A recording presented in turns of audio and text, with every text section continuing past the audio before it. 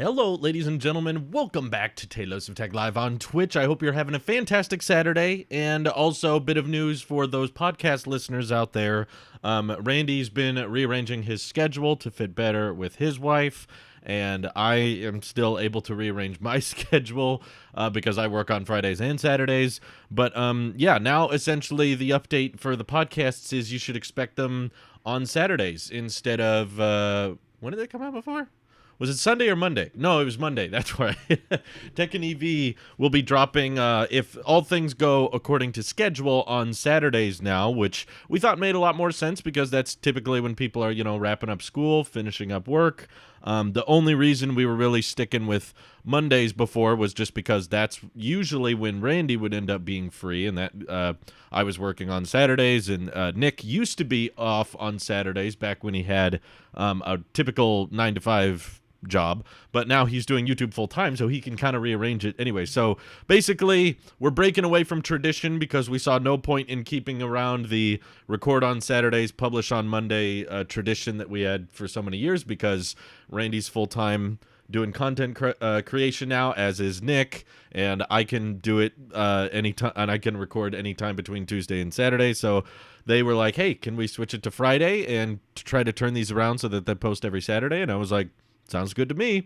So makes sense for you guys. I hope you enjoy it. I hope it works good for your schedule. It should result in the podcasts being slightly more relevant, because in the past, typically we would record a bunch of stuff on Saturday morning, and then there would be news that dropped Saturday evening or on Sunday, and then by the time the podcast went up on Monday, we would be dated, or there would be things we talked about that have now not become relevant anymore. So it seems like this should help the turnaround time. So there's only like 24 hours between recording and posting, but it's something the guys haven't done in a while, like this type of quick turnaround regularly. So I don't know if they'll be able to stay on top of it. I hope they can. I think they can. They seem up for the challenge, so I'm excited for that, and I hope you guys enjoy it. Anyway, what am I streaming from today? My usual Blackmagic plugged into the iMac Pro. Starlink seems to be working pretty good so far. Is there an audio version of your pod? And if not, why not? It's much easier for me to keep up since I love video. Is there an audio version, but I love video? Yes.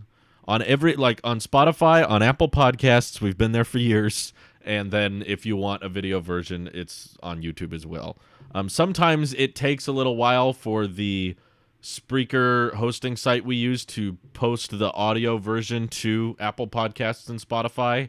But unfortunately, that's out of our control. We can only, post it as fast as our hosting service will let us. But I just checked the podcasts app, and the latest episode is up. So Tekken EV do not drop at the exact same time. That's done intentionally. Typically we do tech earlier in the day and then EV later, just so there's a little bit of time for people to listen to one, listen to both. But yeah, it should be up by now. It shouldn't take long. If there's a situation where the YouTube podcast is up and the audio version isn't, stay patient. It's most likely out of our control. Very, very unlikely that Nick or Randy have just intentionally decided to not post it on audio. That's never been the case. In fact, the CPMs in our revenue is much better on the audio version, so it's in our financial best interest to get the audio version up before the video version. But anyway, do you guys even check before you ask? Yeah, good question. Let's see. James had a question. Ooh, it's Cybertruck related, but we'll go into the subject of the stream. I just wanted to address the chat first. But he said he watched my Cybertruck vid. I'll probably never own one. It's exciting to see that the Cybertruck is becoming more useful and utility. I think you mean utility than your average pickup. It's not too expensive either for what you get. I hope so. I think the Cybertruck has the potential to be like the coolest, most practical vehicle ever.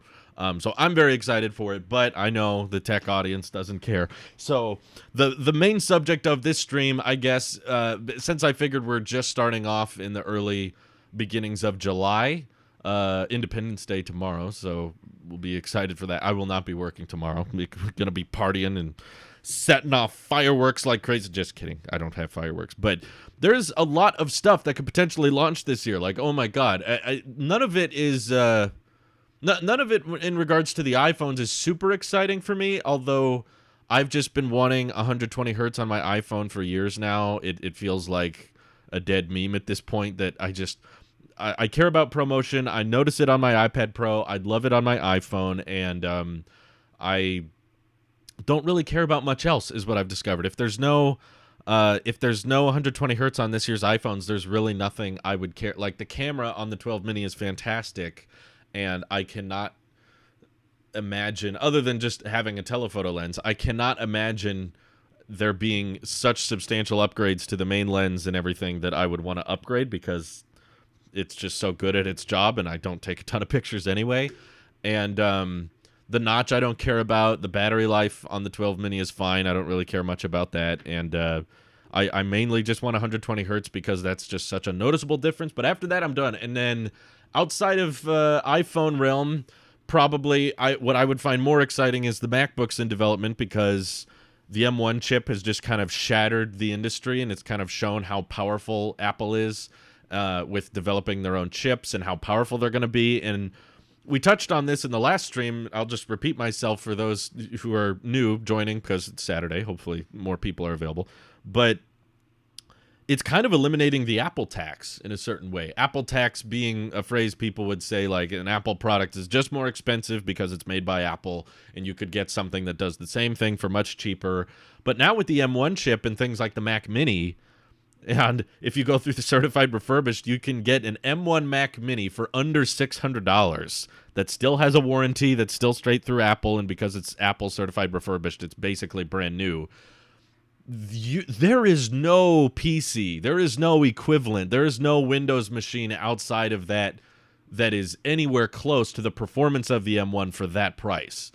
And it's all just going to come down to software preferences after a while. And that's not really an Apple tax. It's just, oh, my game or my application that I need for work or whatever doesn't work on Mac OS. It's no longer Apple tax. It's like Apple's going to be developing CPUs and GPUs that are just extremely powerful and cheap, and they're only available on Macs. You won't be able to get them outside of Apple's ecosystem. So that is exciting for me, because the M1 is incredibly quick and incredibly affordable, and knowing that the M1X is just around the corner, and hopefully we could get some MacBook Pros with the M1X within the next couple months, and probably by the end of the year, if not September. Like, I could see it going either way. Like, there were several reports claiming MacBook Pros would launch in September, which I think sounds a little too early, just because it doesn't seem like Apple to want to launch iPhones and MacBook Pros simultaneously.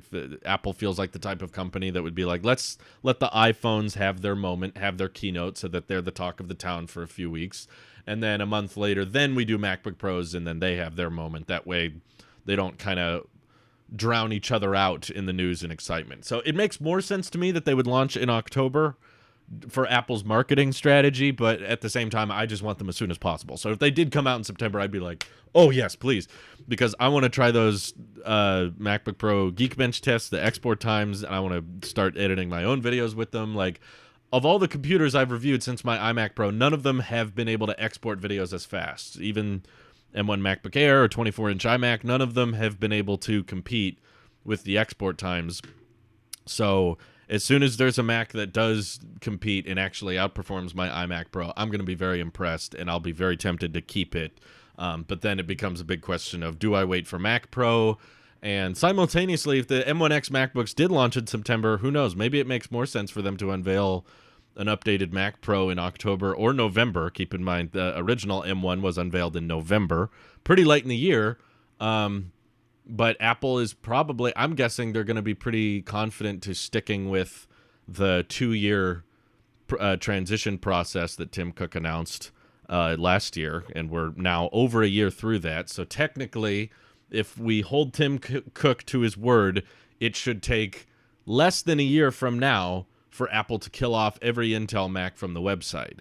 And that's from Apple. That's not a leak. That's not an analyst prediction. That's what Tim is telling us. So I would be very, very interested in the Apple Silicon Mac Pro if that does end up being priced lower than the current model, which I think it will.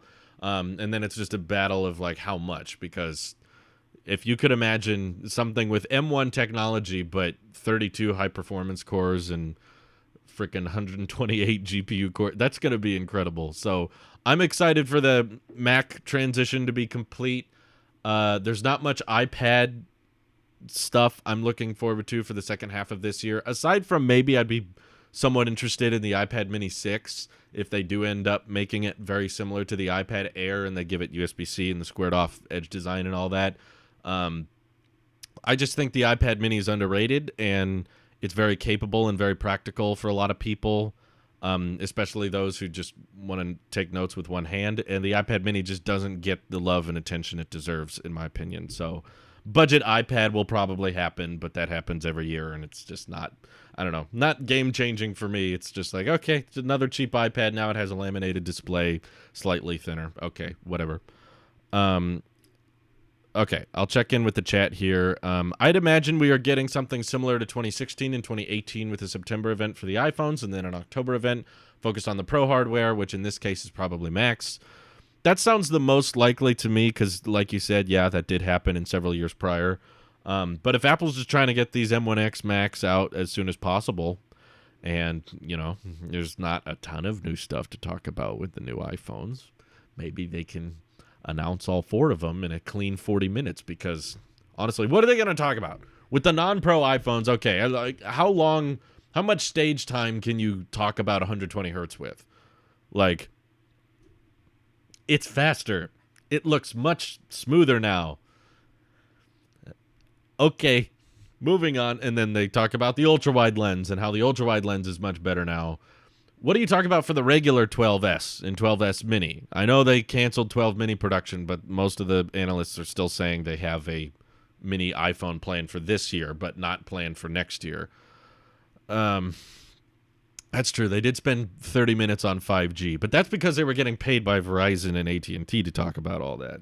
They're not getting any extra cash by dragging out. I'm just trying to figure out, like, okay, Apple's not even the type to talk about the camera module. Even though the cameras are diagonal on the 12S now, that would that even take much time? Would they even talk much about that? Like, I'm just trying to think with it. It's the battery life's better. A15 chip is faster. Ugh, I don't know. I could see an event being filled a lot with fluff this September. I guess they would probably want to talk more about the Apple Watch, and because last year that had its own separate event for the first time, which I thought was a little weird because the Series 6 was not that big a deal, and that was kind of the whole event felt very fluffy. It was basically iPad Air, Series 6, and iPad 8. Yeah. And they tried to drag the iPad 8 into like 10, 15 minutes or whatever. And that all they changed was the A12 chip. And then they just talked about the 5-year-old Apple Pencil for like 5 minutes, which was pretty annoying. So yeah, I'm not a fan of fluffy events where they just kind of fill in stuff with information we already know. And I feel like if there's no MacBooks in September, that's probably what it's going to be, because the iPhones aren't that different. It's an S year. There's not a ton of design changes. There's not even really a ton of new features rumored. The biggest ones probably being 120 hertz on the Pro iPhones.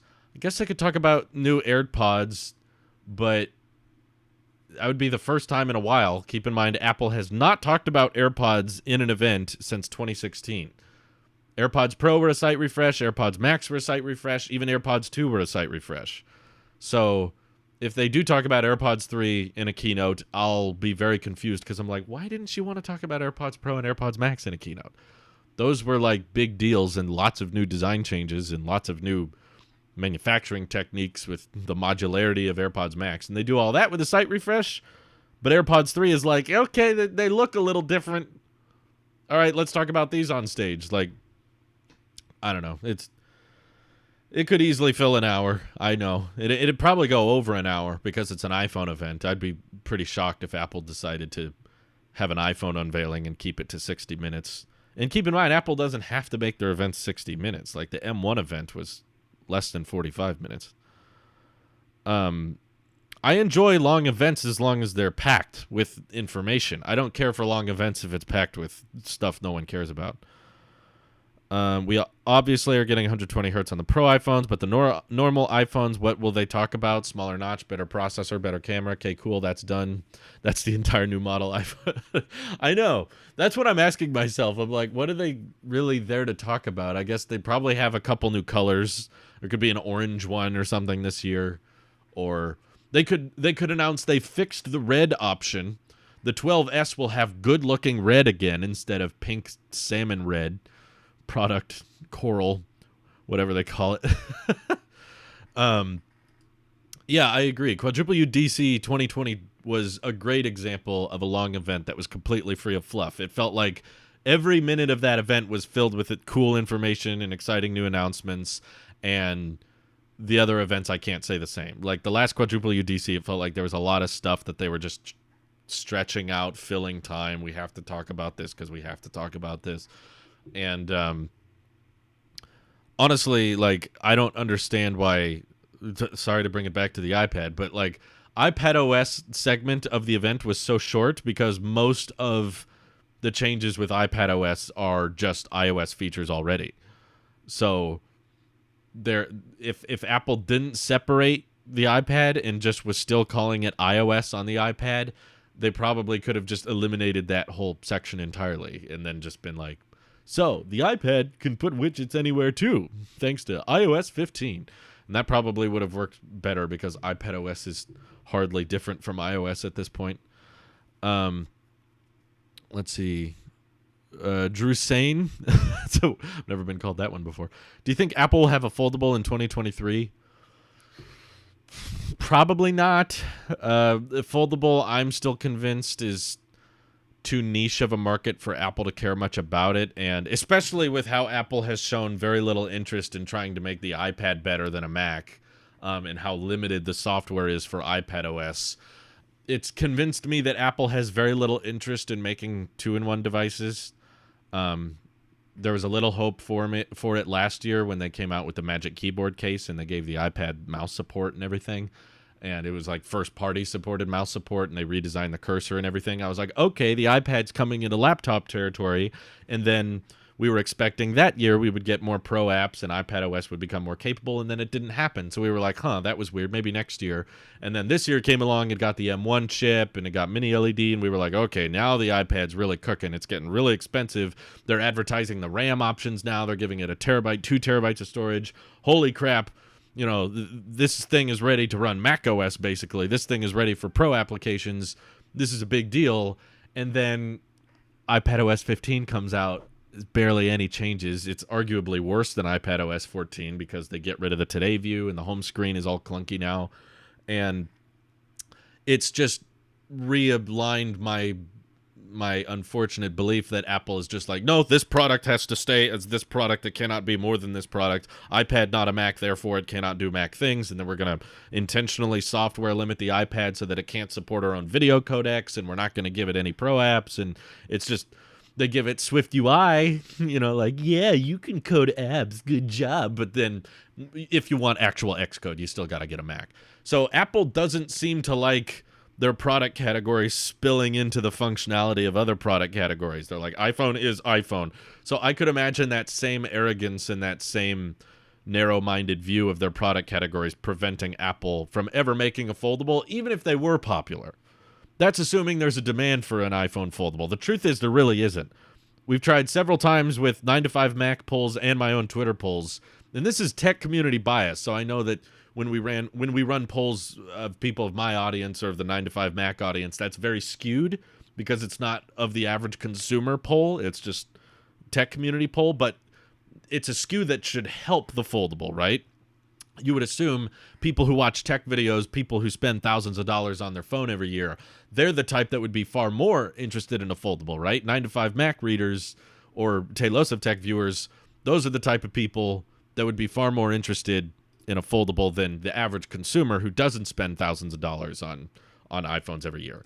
And yet, when we run these polls, when 9to5Mac asks their audience, or when I ask my audience, foldable iPhone is very low on the list every time. It's behind Apple Car. It's behind iPads getting more Pro software. It's behind Apple Silicon on the Mac, Right now, the Mac is in its heyday, I feel like, and everybody's really excited because they're going through this giant transition that's bringing value and performance and power efficiency.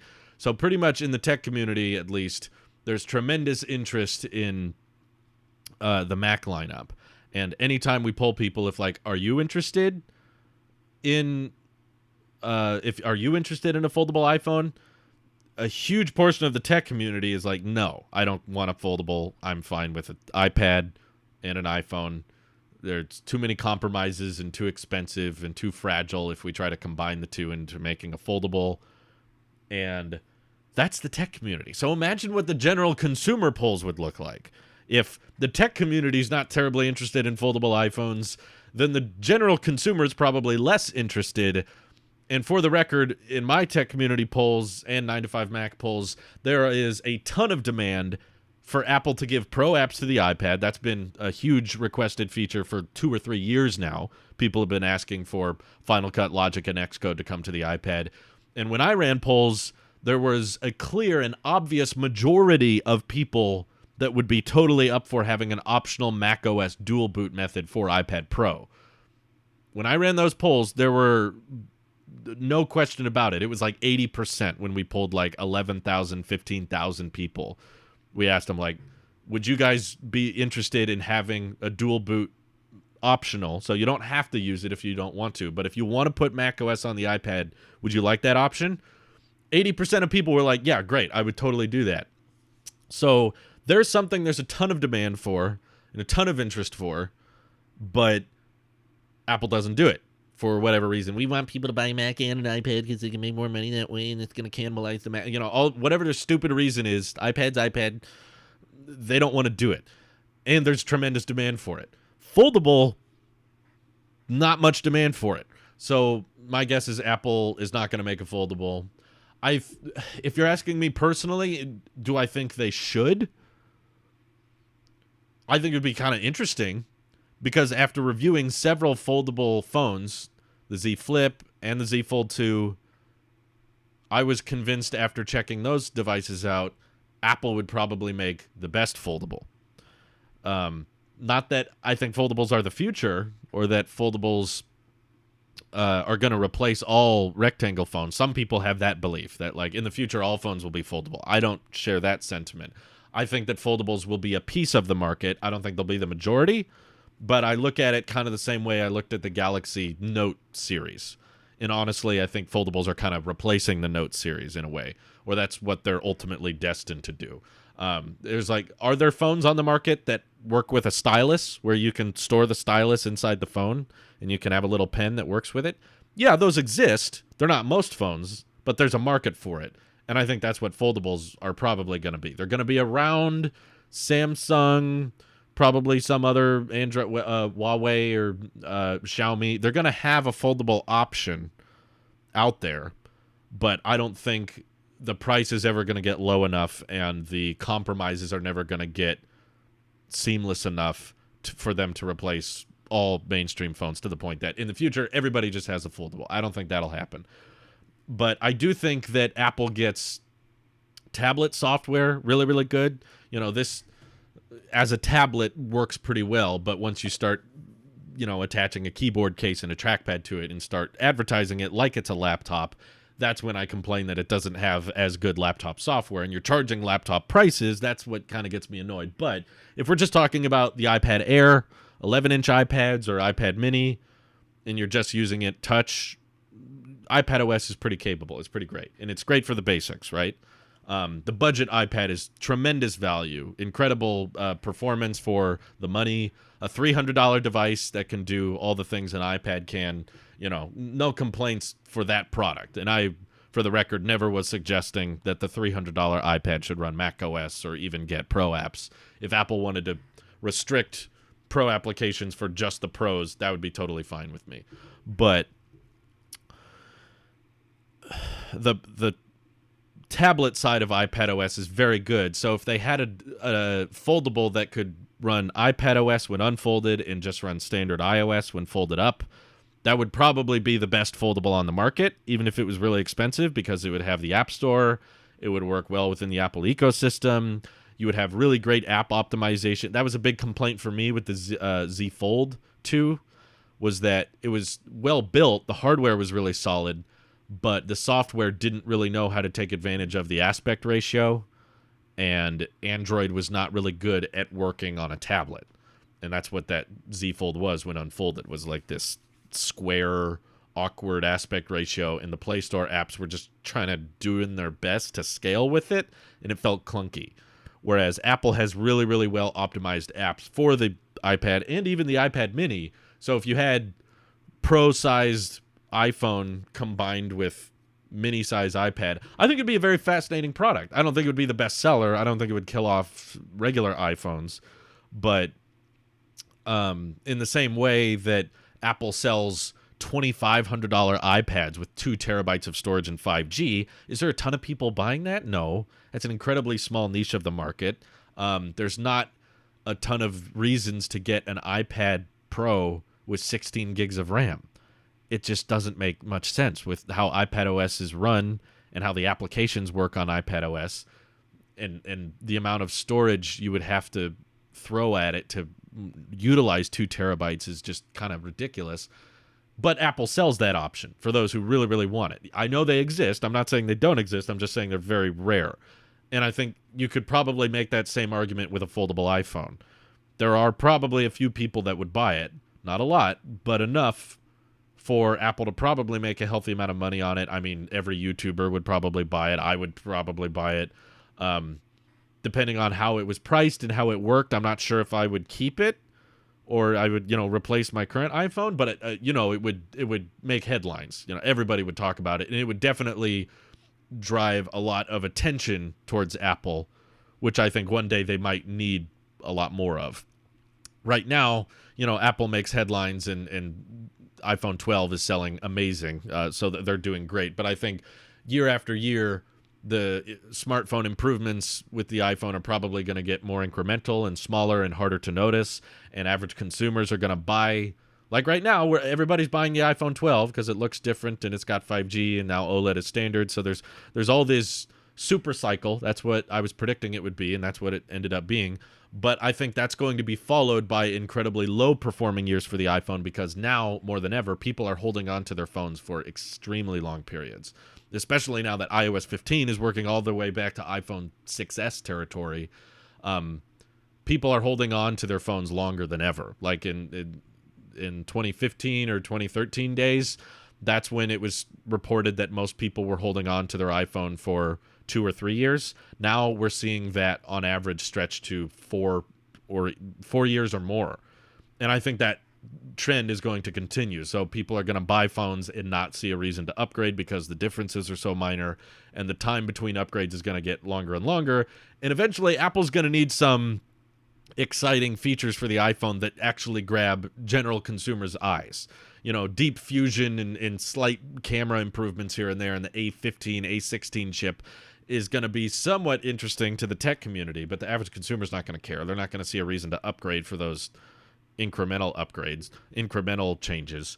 So eventually Apple might need something drastic. They might need to do something weird, something wacky, and I think that would make the whole industry and Apple in general more interesting if they did start taking more risks and they started doing some things that were against the norm, and they just came out with something kind of openly admitting, hey, this isn't for everyone. Like, we're still going to make normal iPhones. We're going to make, the Max and the Pro and the non-Pro and the affordable one and the SE. We're going to keep doing all that. But for those super iPhone enthusiasts, for those super Apple fanboys out there, now we have a $2,000 or $3,000 foldable iPhone that runs iPadOS when you open it up. And because it's Apple, they probably want to make sure that the display is really durable and rigid, and they're going to wait until the hardware can be really, really perfected. And I thought the Z Fold 2 was built well. My doubt with foldables has not much to do with the hardware. After reviewing that, I was like, no, the hardware is great. It's more of a software issue, and I don't think Samsung can do much about it. So an iPhone, Ultra, if you will. An iPhone Ultra, whatever they want to call it, that's just super expensive, super fancy, and has some crazy feature like that. That would get a lot of eyes on Apple, and that would get a lot of people talking about the iPhone if in the future there's not much going on with the iPhone, and Apple's like, we need something big. But simultaneously, if you're asking for my prediction, I'm guessing Apple's looking at foldables. They clearly have some patents on them, so they're investigating them, but they're likely looking at the sales and the demand for the Z Fold and the Z Flip, and they're like, yeah, this isn't doing too well. So they probably just won't do it at all, most likely. Anyway, Chris Norton, thank you for the 100 bits. Appreciate that. Someone asked that one question, and I just went off for like 40 minutes. But I hope that answered your question. It was such a simple one, too. I can't believe how long I went on about that. Someone was just like, Surf Jesus was like, will Apple have a foldable in 2023? Drew. Yeah, forever. Okay. Super Saran Man says, do you really think Apple wants to take away from the attention of the iPhone? September is usually iPhone season, and so I think it makes sense to have two separate waves of press coverage by doing a dedicated iPhone and Mac event like they usually do. So I think M1X will launch in October, November. Yeah, don't get my wish list confused with my predictions. Those are two very separate things, and I think people misunderstand them a lot of the time. I predict we're not getting M1X until October, November, like you said. It makes sense. They don't want to distract from iPhone season. That's what Apple's done in the past. But my wish is that they would come out as soon as possible. If they announce tomorrow they're going to have an Apple event in a week, and they're actually going to launch M1X MacBooks this month, I would be ecstatic. I would be happy. I would be like, yes, come on, let's do it. I want them out as soon as possible. But that's a wish list. That's different from prediction-wise. Yeah, it doesn't really sound like Apple to want to unveil those at the same time. Necrone8 says, because of iPad OS, I think the iPad Air is the best option because it is the whole iPad experience. Unless you care about some specific features, iPad Air or 2018 iPad Pro are great options. I wouldn't get the 2021 Pro unless iPadOS 16 comes with more capable software. Yeah, I'd have to agree. I am not in love with the iPad Air just because I think the price is a little too close to the iPad Pro. It's $600 for 64 gigs of storage, and it doesn't have Face ID, which in my opinion is a great feature. And I know not everybody cares about that, but I also really love 120 hertz, and the Air doesn't have that. So the Air is decent. I understand why it sells well because probably most people don't care about Face ID and 120 hertz, but I really do. So the fact that the base iPad Pro comes with 128 gigs of storage, so it's twice the storage and only $200 more, but then start factoring in like you can find the 2020 iPad Pro on sale on Best Buy all the time. And if you can find a 2018 iPad Pro certified refurbished, that's going to be even cheaper. So you're only like $100 or close to $100 or less, away from an iPad Pro, which I think is way better than the Air, performance-wise and display-wise and biometric-wise. So that's the only reason I don't love the Air. I would love the Air a lot more if it was $500. I really think that would have made the price just an instant home run, and I would have agreed with you completely and said, yes, that's like the best iPad most people should buy, but they just took it up a little too high, because then I'd be like, okay, $300 difference between Pro and Air, that's quite a bit. That's a lot of money to put on Face ID and 120 hertz, but now that it's like 200, sometimes less when on sale, I could do that. Plus the storage doubling too, the Pro having twice the storage as the default Air. Yeah, if it was going to be $600, but they gave it 128 gigs of storage, I would feel a little bit better about it, but it's still 64, so not that 64 isn't enough. My current iPad is still 64 gigs, and that's fine, but if we're talking new iPad, you're in the market, you're halfway through 2021, and you're spending $600 on an iPad, it's just maybe a little more than 64 gigs. Let's see. Apple won't release a foldable until it can be 100% a glass screen, even the crease, because the PR nightmare and Apple Store nightmare of I scratched my screen because my fingernail hit it at just the right angle and it's plastic. Yeah, I know what you're trying to say, but Apple's had worse scandals and done nothing about it. Think about the iPad Pro bending. A lot of people were upset by that, and the iPad Pro was out and unchanged. They did nothing with the design for a year and a half. And then when the new 2020 iPad Pro came out, they didn't change the chassis at all. It was still aluminum. So there was something a lot of people complained about. You could argue that was a big PR nightmare. And Apple was like, it's not that a big deal. So I could see them doing something similar with a foldable if it came out. And he's like, hey, I could scratch it with my fingernail. And Apple's like, okay, don't do that. You know, there's you have to bend the definition of glass if you're talking about having it glass, because that's what Samsung technically said about the Z Flip, is that, well, it's a flexible glass, but what that really means is extremely fragile glass that they have to cover with plastic that you cannot remove to protect the glass. So it was just like a marketing thing. So you could say that the screen is made of glass when in reality you'd never touch the glass. You're just touching plastic. So, yeah, it's just kind of confusing. Chris, thank you for the bits. Appreciate that. Let's see if there's anyone else I missed. Marngel. I know I missed like everybody, but it's just, this is some big questions I like to address. I tried out the iPadOS 15 beta on my iPad Pro for a couple weeks, and then I decided to downgrade back to 14.6. When I did, though, I was able to keep the 15 wallpaper and the home screen widgets. It basically shows that Apple could have added home screen widgets on iPadOS 14, but just refused to add it for some reason. That's fascinating. I didn't know that. You could have the home screen widgets. Do you still have Today View, though? That's my question. If you could have home screen widgets anywhere, but you could also keep the Today View, then I would be like, just do that, Apple. Why do you have to eliminate Today View entirely? The reality of the situation is that you can't fold glass of any significant thickness. Yeah, that's a physics thing. Didn't you write something about that? Yeah, here it is. Okay, Michael said, the material science still isn't there for foldables. You either need an incredibly soft display covering or risk damage like what is happening with Samsung's ultra-thin glass, not to mention the flaws you can't ever really fix, such as being thicker than a standard slab phone or the fold-out display being quite small for a tablet. Yeah, I have to agree. The fragility thing is pretty much always going to be there because glass is by design rigid, and if you want it to be durable, it has to be rigid. So if you want the glass to be flexible, you have to make it less rigid, and there's not really a way around that. So when you make it less rigid, you make it more fragile, which is why the Z Flip is the way it is. You know, they made very fragile glass, and because it's so fragile and you can damage it, they covered it in plastic. So you kind of defeated the whole argument of saying, well, now it's glass, because when the Z Fold first came out, people are like, oh, the display's made of plastic, it feels cheap. Then what's the point? It's like, okay, we'll make it made of glass and then cover it in plastic, and you can't take the plastic off. So yeah, it's definitely not, I think, up to Apple's standards. I don't think the hardware is good enough for Apple to release it now and potentially ever. I just think as a content creator, as a fan of Apple and wanting them to do more things, and, you know, talking about them making their own camera or Apple entering new markets that they haven't entered before, I just think it would be interesting. It would shake things up a bit, you know. I've been covering Apple very closely for the past 4 or 5 years, and we start to get into a rhythm of what to expect with iPhone season and Mac season and new iPads.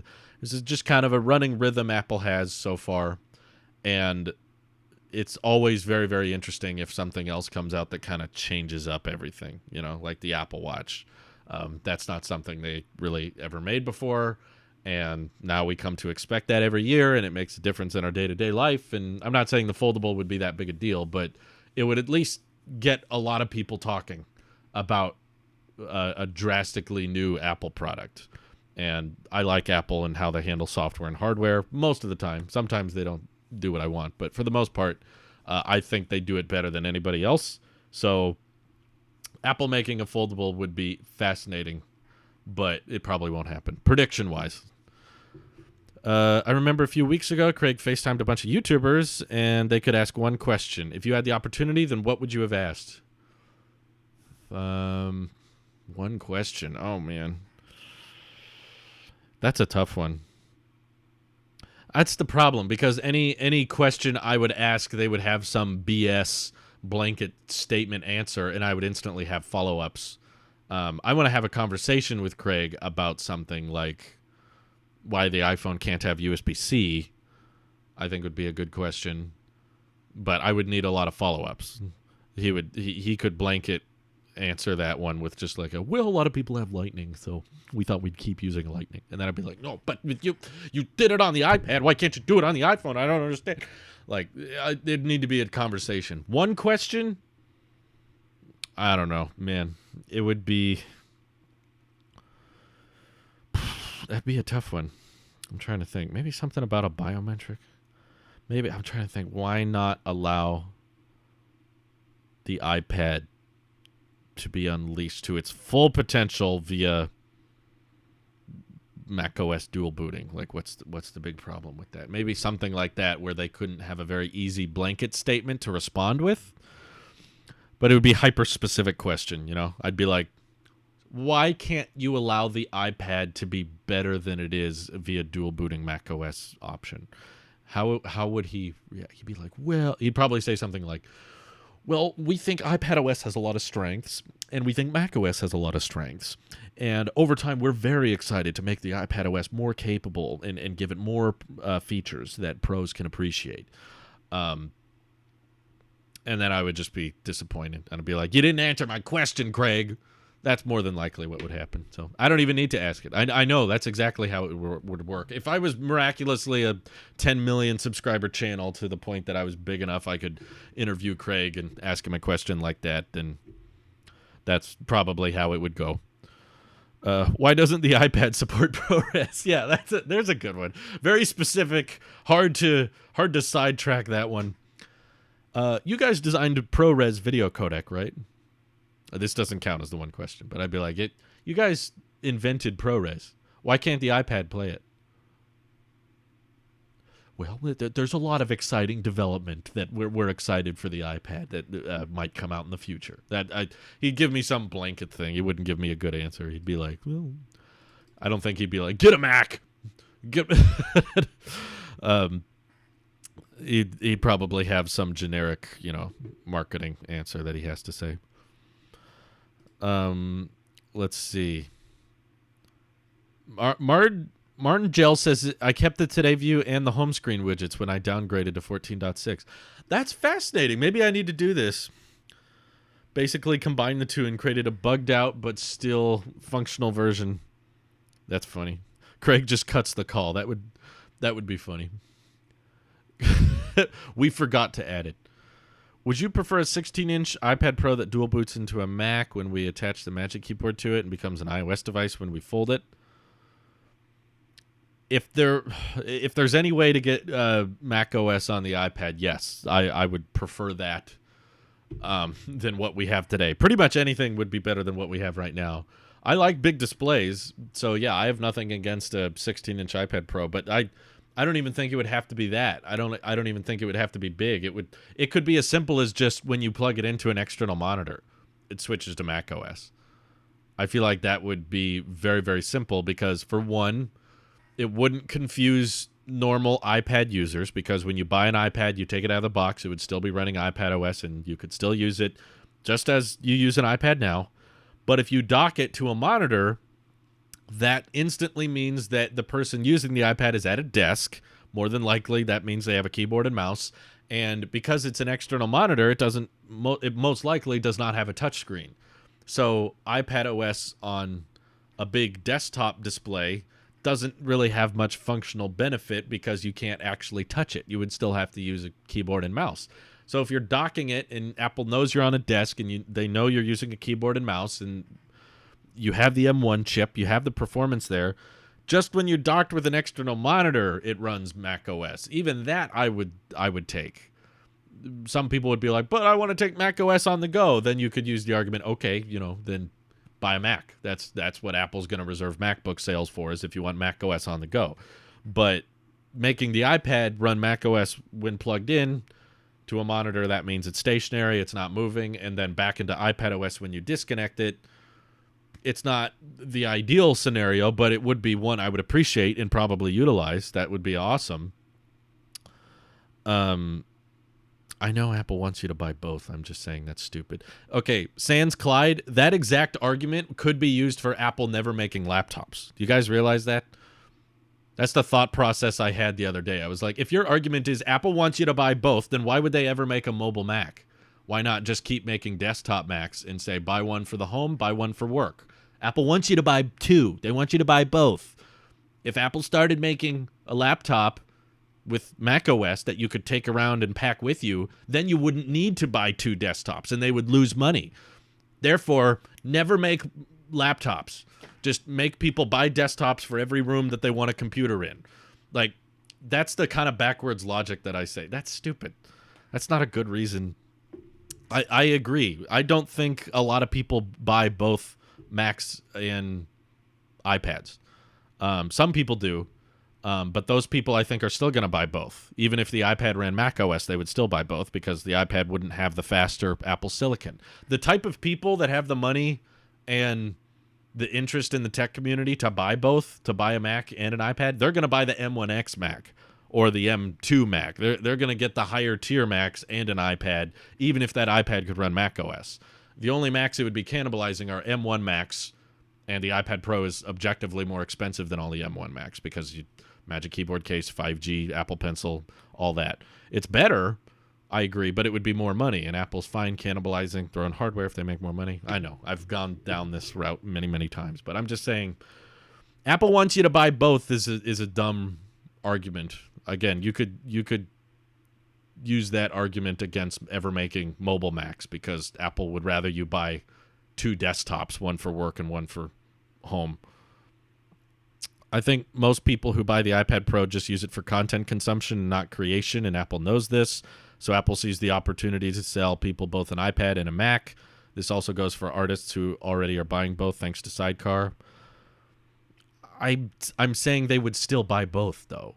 Those people who do that, I'm pretty confident are the type to not buy just an M1 MacBook Air. I don't think that's a common setup.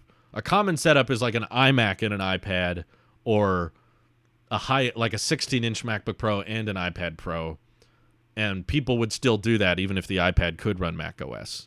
And I don't think the iPad running Mac OS would take many sales away. If anything, it would increase Apple's revenue because right now people just have no reason to upgrade their iPads. Your high-end iPad sales, I think, are going to be almost stagnant just because the iPad Pro from 2018 there's still almost no reason to upgrade that. Or there's no reason to get that over an iPad Air for average consumers. So they're going to buy an iPad once and then keep it for years and never upgrade it. I'm in the same boat as many of you. I'm still on the 2018 iPad Pro, and I'm like, I don't see a reason to get a new iPad. There's a couple neat, nifty things here and there, but nothing that justifies the upgrade price.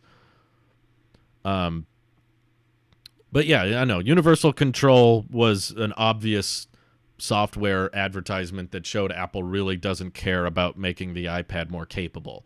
They just see it as an accessory for the Mac or the iPhone. And watching that feature, I was like, it's cool, but it says a lot about how Apple views the iPad. You basically put the M1 chip in an external monitor that you can take around with you.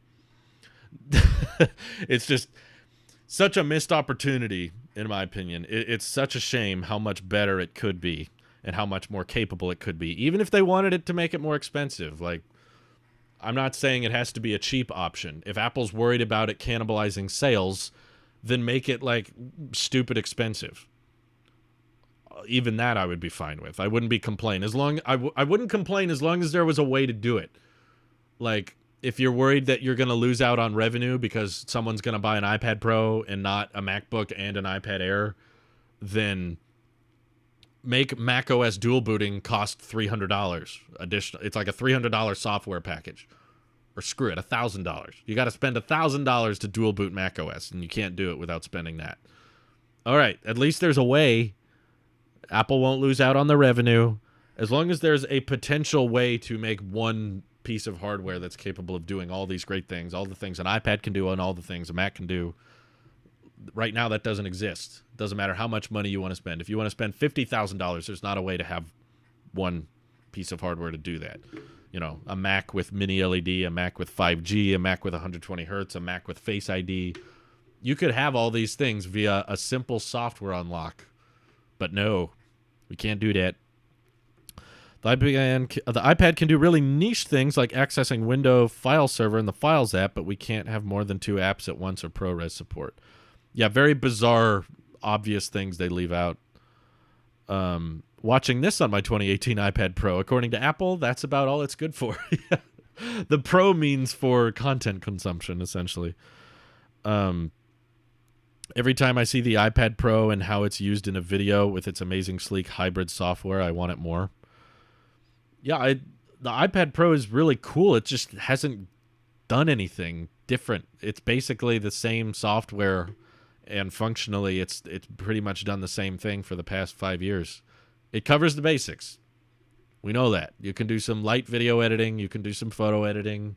It's good for content consumption, split screen multitasking.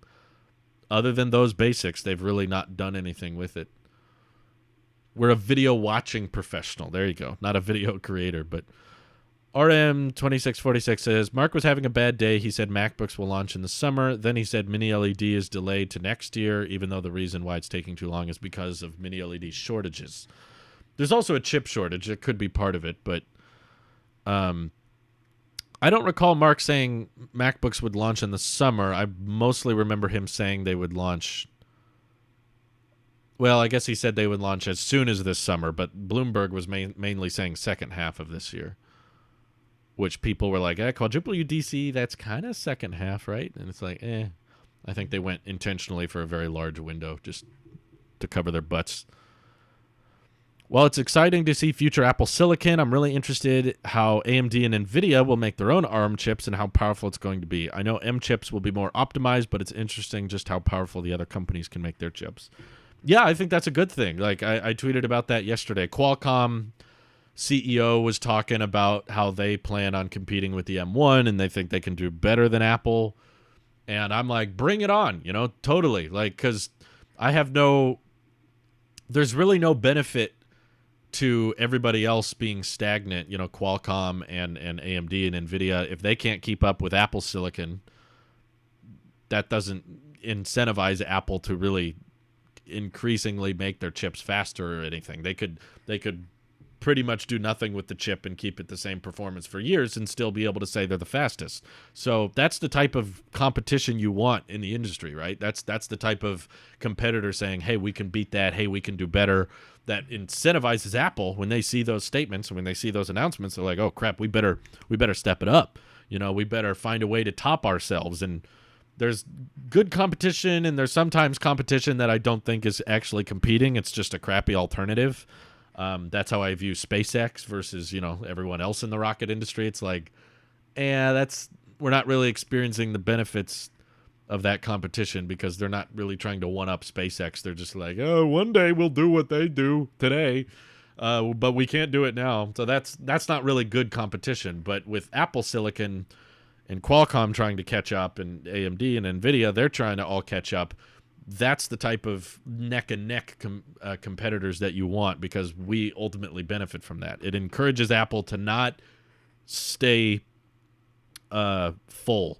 Like Steve Jobs says, stay hungry, stay foolish. Apple should always be hungering to make their chips faster, and I don't want them to think, oh, we don't need to release M1X this year. M1 is still faster than everything, so who cares? Let's just get the M1X out next year.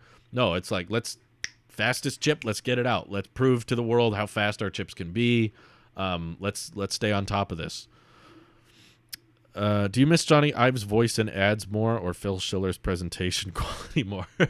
Definitely Johnny Ive's voice. Phil Schiller was never very good at giving presentations. I was just always rooting for him because when Phil Schiller first started getting on stage, he was very nervous and very awkward. And I felt bad for him because he had a lot of stage fright. And then over time, he got better and got more confident. So I was proud of him, just because I was watching Apple events for years. And in the early days, he was just very shaky and his voice kind of trembled a lot. And I was like, oh, this guy's trying his best. He's trying so hard, but he's so nervous. And then over time, he got more confident. I was like, yeah, Phil, come on, you can do it. You got this. But he was never particularly amazing at announcing stuff. Craig is just sexy and amazing, and so he could run the company for all I care. We could have. Oh yeah, I can't innovate anymore. That was good, but that was one line. That's his only line. Phil Schiller was also the guy who said, AirPower launching next year. No one else in the industry knows how to do this, but our engineers can make it work. That was also Phil Schiller. So he has a lot of bad track record Apple stains in his history. So Johnny Ive, though, that was just iconic. I watched Johnny Ive narrated video like yesterday. I was at my buddy's house, and he was talking about the Pro Display XDR, and I showed him the video of the stand because I was trying to tell him how he looked at the Pro Display, and he was like, it's a shame you can't adjust the height. And I was like, yeah, you can. Look, the stand on the back, that part moves up and down. And he's like, it doesn't move very much. And I was like, yeah, it does. And I pulled up the video. I don't know why I was defending the Pro Display. I hate that thing. It's pretty stupid. But for some reason, I felt like he should know that it's pretty height adjustable. Probably because this is my friend Ross who bought the red Komodo. He was very tempted to get the Pro Display XDR because he was like justifying that it's a reference monitor and he wants the extreme dynamic range and everything. And I'm not interested in buying it, but he might be interested in buying it because, you know, he bought a red Komodo. He's got money. So I was like, hey, I'm not going to buy a Pro Display, but I'd love to know a guy with a Pro Display. And I was like, hey, if you ever unbox that, let me know. I'll be there with a camera. Anyway. Let's see. Can we just throw money at Johnny to do nothing but voiceovers? Yeah, he should be on Cameo. Can you imagine if Johnny Ive was like, Walt. Or no. Here's a better one. Tim, all these announcements about the iPad Pro are concerning. You've been a little bit of a sussy baka. I can't believe how sus you've been lately. That would be wonderful. I would pay thousands of dollars to hear Johnny Ive say, sussy baka. Meanwhile, Intel still has no plans of developing their own ARM chips. Intel, what are you doing? Come on, get on it. Well, I don't care what Intel does, actually. I don't think Apple's going back. That would be embarrassing. I think that would be actually really fascinating if Intel got their crap together, started developing their own ARM chips, and then what if Intel started releasing ARM chips that were even faster than Apple's chips? Should Apple go back? They probably marketing-wise can't. That would be terrible. They would look horrible, and they just know that it would be like admitting that their silicon team isn't good enough. So their response would probably be like, "Well, we just have to do better. We just have to find a way to make our chips better." So I don't see there ever being a future where Apple goes back to Intel, but it would be really funny if Intel started leaping Apple. It's like, maybe you should have stayed with Intel. I don't know. Probably not. That was interesting though. Johnny Ive never was really on stage much.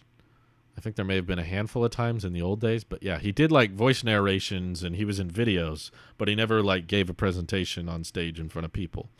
But now, in the age of the pandemic, Apple's not even, no one's on stage. There's no people there at all. Why would Apple ever go back? The entire point of the transition wasn't speed, but giving Apple more control. I think that was... I think the speed and the performance was a big deal. If Apple couldn't have made their own chips as good as Intel's, that probably would have prevented them from making the transition. If it was just about control and not about speed, then Apple could have done this transition years ago. They could have transitioned away from Intel 5-6 years ago, but I think the reason they didn't was because their own silicon wasn't quite as good as Intel. Your reaction on Qualcomm can beat the M1 chip thanks to ex-Apple engineers? I say do it, but also that headline doesn't mean much because the M1 has been out since November. So if Qualcomm came out with a chip faster than the M1 tomorrow, they would still be behind because the M1 has been available since last year and it's in mainstream products. It's out. People are using it. So time is a thing.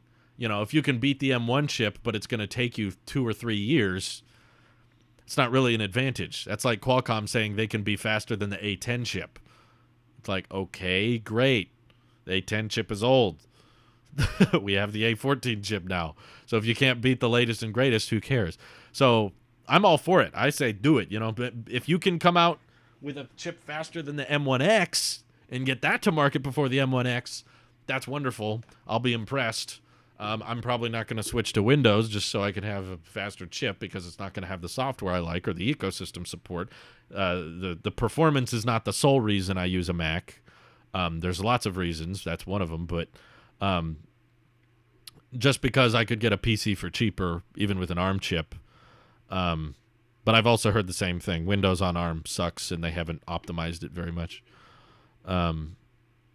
So that, from what I've heard, when I tweeted about that, people were like, "Hey, even if Qualcomm or Microsoft was making their own ARM chips and they were better than Apple, Windows is not well optimized for it, and most of the software on Windows is not very good. It's not very optimized for ARM architecture." It's like, great. It would be kind of good for Geekbench tests, but it couldn't really do much for day-to-day uses. Did they really remove Boot Camp? Yeah, I think they did. On the M1 Max, it's gone. But Craig said something in an interview. He said something like adding Windows is up to Microsoft. So I'm not exactly sure what that means. Like, if Microsoft wants to put Windows on M1 Max, can they? Because without Boot Camp, I don't know physically what they could do. I feel like Microsoft is the type of company to want to put Windows on as many things as possible. So they would not have any interest in not supporting the Mac because they sell software. And if they can sell software to Mac users, they'll definitely do it. Boot Camp, I don't believe, is on the M1 Max. You can do Parallels, though. You can run Windows in a virtual machine. Sorry for the lag. Starlink's looking for a dish. Let's see. Apple says we're switching to Qualcomm. Yeah, that'd be funny. They did switch from Intel modems to Qualcomm modems this year for 5G and all that. And Intel retired from the modem business. Apple took over Intel's modem business and plans on using their own modems. I think it got delayed. For a while, they were saying it would be next year. But now the most recent report I read said it's actually 2023. So we got to wait another few years before Apple's developing their own modems for the iPhone. But I don't think that'll make a huge difference. It might improve the battery life a bit, but don't expect the same kind of transition from Intel to Apple Silicon. I don't think it'll make that big a deal. Even if Intel has more RAM than M1, M1X, whatever, remember that Apple has a way of making their software smooth and quicker than Windows. Oh, yeah. No, the Apple optimization is legit. Microsoft would have to add M1 support to Windows. A couple of Linux distros have already done that, so I think it's what Craig... Oh, distros. I think it's what Craig means. Interesting. You didn't really do an Epic trial video. Which side are you on? I tweeted about it quite a bit. I didn't really feel the need to make a video because it's not really the type of technology I'm interested in. It's a court case, and it's a court case that people are very passionate about, so I know that if I made a YouTube video on it, I would probably get a bunch of people yelling at me and response videos and all that. But on Twitter, at least, we've done actually a few Twitch streams on it too. So those ended up on YouTube. So yeah, in a way we've done videos on it. But basically, I'm on Apple's side. I don't think a 30% revenue cut is that unfair. It's an industry standard between lots of different companies. Microsoft has one about 30%. Steam has a 30% cut. Who was it? Sony has a 30% cut. Nintendo has a 30%. YouTube takes 45% of ad revenue for content creators. I don't see anyone really mad about that or trying to go to court with Google over YouTube taking 45% of ad rev. And for all of the money and time Apple put into the App Store and stuff, I think that's fair. I could understand the argument if you're trying to make the case that 30% is too much and it should be lower, but you need evidence that there is platforms that have lower revenue cuts that are just as successful, if not more successful. And in my opinion, Epic does not have that. There's no evidence that a platform with a 15% revenue cut is substantially more successful. So there's whole businesses and whole people's careers and people's lives that have been built off of the App Store. which is all in thanks to Apple making a popular platform that people are comfortable spending money on. And it's very locked down. You know, they don't offer alt stores and they don't offer sideloading and all that. But we have definitive proof that the way Apple maintains their platform and their app store results in people spending more money, which is ultimately what I think developers need. Third parties and stuff, in order to make careers, in order to make livelihoods off of their apps and games and everything you put on the App Store, you need people confident in spending money on your software and people comfortable paying for software on their phone. And iOS is not the majority platform on the globe, but it is the majority of App Store revenue because people feel more comfortable spending money on that platform. Because Apple is so tight with their security and does their best to prevent malware and scams on there. And you just don't see that type of security, and you don't see that much money being spent on the Play Store, despite it being slightly more open. But even Google takes a 30% cut. So I'm not against, if Apple wants to lower the revenue cut because they can afford it and they think, you know, that would be better for creators, that's fine. And they kind of did that. They did the small business program with if you make under $1 million a year, then you only get 15% revenue cut opposed to 30% if you make over $1 million a year. I thought that was very fair because it means if you're an up-and-comer, younger business, you want to start up and every dollar kind of counts when you're in that startup phase. Okay, Apple cut a break to those people. That's great. If you want to argue it should be 15% for everyone or even lower,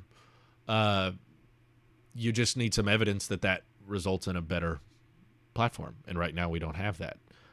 Epic is trying to do that with Epic Games Store, but it's not a very successful platform. Most of the games on there they give away, and that's the only reason people use it is because there's free games, and people don't spend a ton of money on the Epic Games Store compared to Steam or compared to the iOS App Store. So, and I also just didn't like the way Epic handled it. They acted like Apple changed their policy to force them to take the app off the store, when in reality, Apple's policy didn't change at all.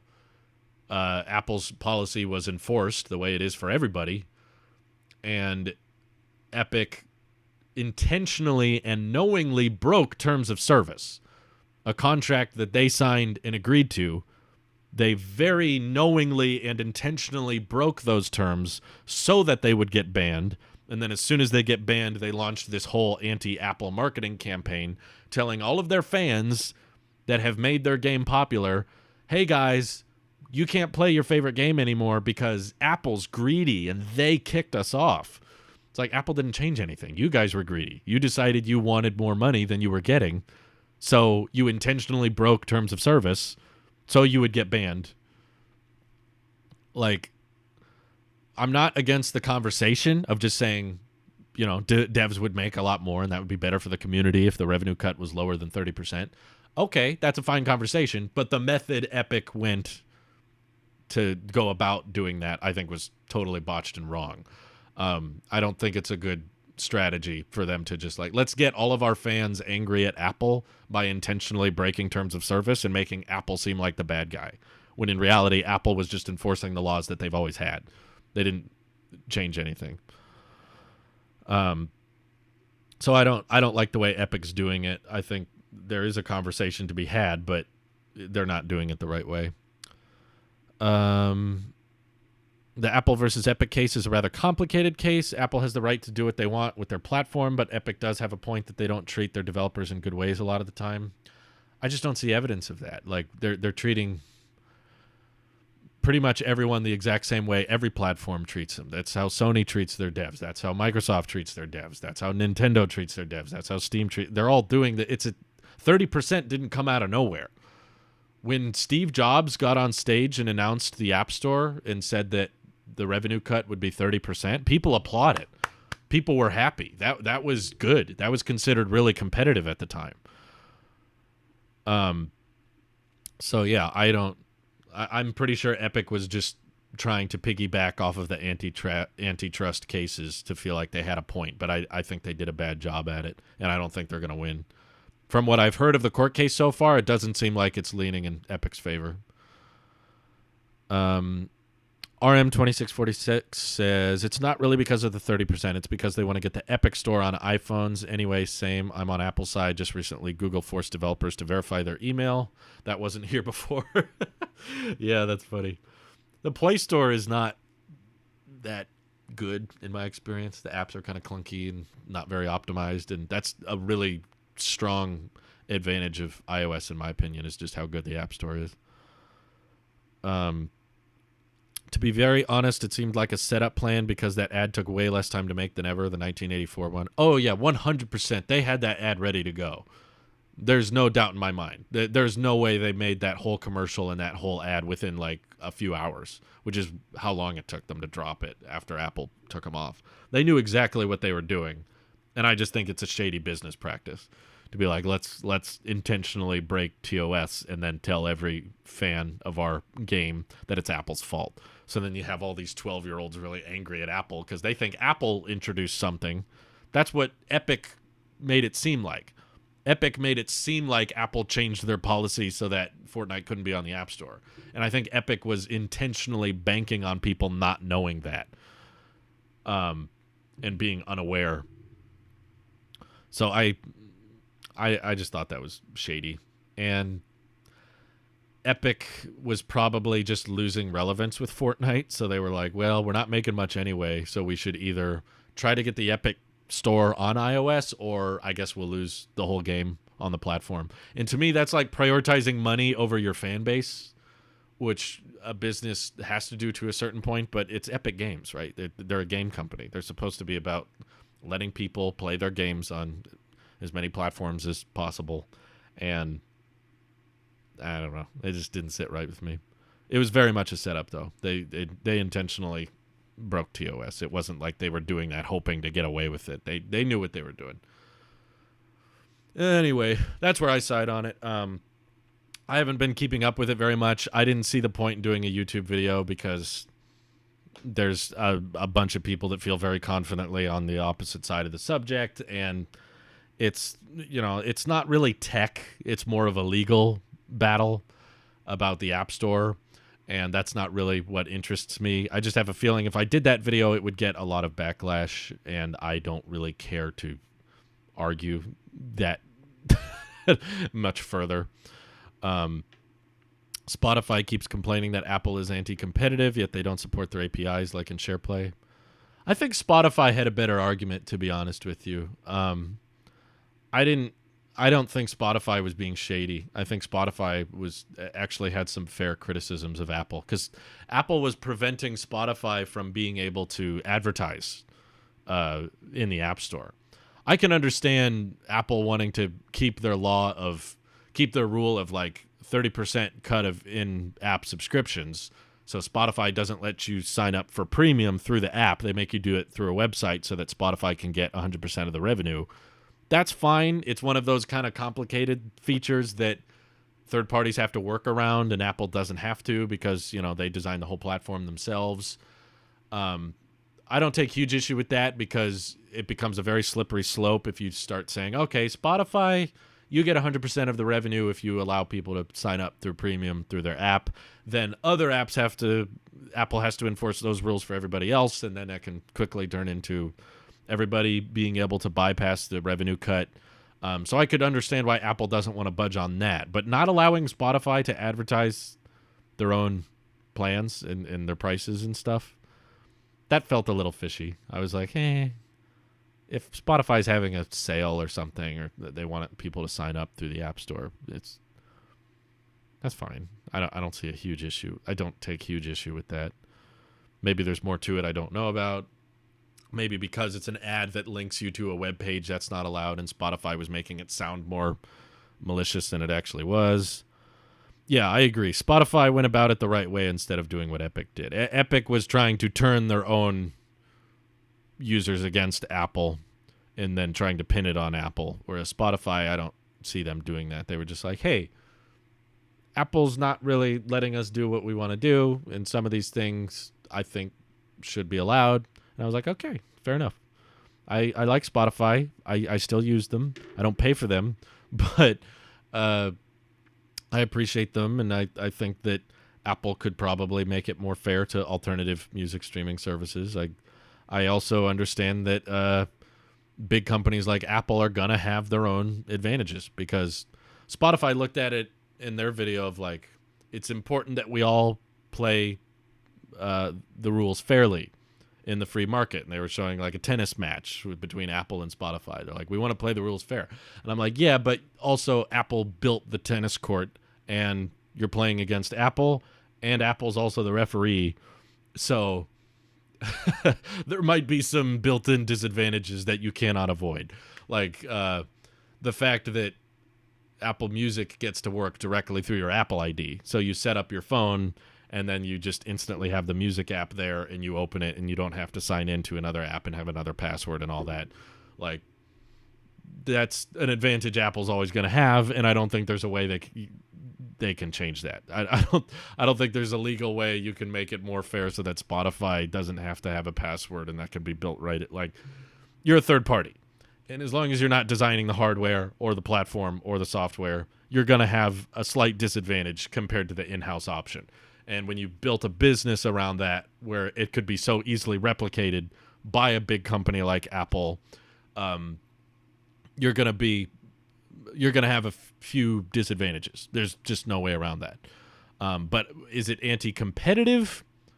That's a more vague line, I think. I don't think the App Store is anti-competitive personally. It would be more anti-competitive in my mind if they were like, if you design an app for the App Store, you cannot have that app on the Play Store. That would be more anti-competitive. Decarcia, thank you for the 12 months of Twitch Prime. The year flew by. Yeah, man, already July 3rd. Do you believe that the base iPad will adopt the iPad Air 4 design in 2022? Probably not, just because then no one would buy the iPad Air. I think they need the budget iPad to look a lot worse and look a lot cheaper, just to prevent it from cannibalizing sales. So maybe 2023 or 4, but that's still a big maybe. I think if they made something that looked like the iPad Air that was $300, everybody would buy that, and no one would want to buy anything else. Let's see. Out of curiosity, is the iPad Pro able to charge wirelessly? Not really, but you can, with the Magic Keyboard case, you can charge it through the Magic Keyboard, through the smart connector. So it's inductive, but it's not wireless. It's like if you have the Magic Keyboard case plugged in and you just leave that on your desk, and then you drop your iPad Pro in the keyboard case, it starts charging, and then you pull it off, it stops charging. It's not really wireless, but I kind of see it as inductive because I don't have to interact with a cable to charge it, which is kind of nice. Let's see. Sorry for the lag. Starlink's looking around. Renee Ritchie made a good video relating to sideloading apps on iOS. On one hand, it does give users, especially tech enthusiasts, more options, but on the other hand, it may make the user experience worse for normal users because major app developers could take advantage of sideloading and force them to go through a complicated process to download popular apps. I'm pretty much in the same boat. I understand that there would be a few advantages to sideloading, but I think the compromises in security and ways that developers could abuse it is far worse. So I'm on Apple's side on that one. I think you don't need sideloading. They've clearly had a very successful platform that Apple's been able to pay out billions of dollars to, and people have been able to build whole careers and jobs just around that app store. And they've been able to do all that for years without sideloading. So I don't see the big argument that sideloading is necessary if they've been so successful without it. There's a huge chance of malware if you start allowing sideloading. So because it would compromise security so much, I'm totally fine if they never have sideloading. I'm fine with that. Let's see. Remember when Windows said that Windows 10 is the last Windows? I do. Yeah, I remember that very clearly. It was funny. And I didn't believe them either. I was like, yeah, no, you're going to have something. Anyway, I've been live for a while. Got some more videos to work on, but I appreciate the Twitch Primes and the bits. Hope you guys have an excellent Saturday. Enjoy the podcast, and hope you guys have a good weekend. Oh, stay safe. 4th of July, don't start any fires. Be careful out there. Thank you all for watching. This is your Apple Sheep here. See you in the next one. Bye-bye.